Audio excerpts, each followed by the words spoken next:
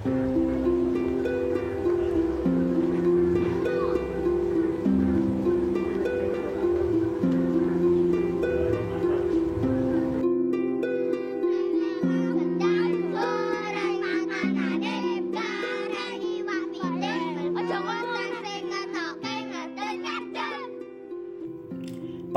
ular naga panjang juga hampir tersebar di seluruh daerah Indonesia.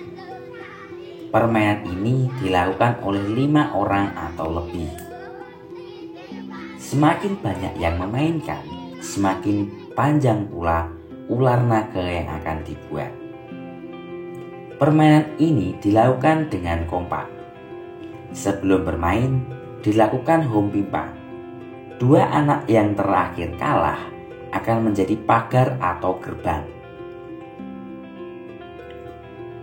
Pemain yang pertama menang home pimpa akan menjadi induk naga. Dia berada paling depan, diikuti pemain lain dan berjalan mengelilingi pagar sambil bernyanyi. Ketika lagu habis, gerbang akan menurunkan tangannya dan menangkap salah satu pemain dengan cepat. Terjadilah dialog antara si anak naga dan gerbang. Sampai si anak naga harus memilih pindah ke gerbang kanan atau kiri. Permainan ini dilakukan terus sampai habis anak naga.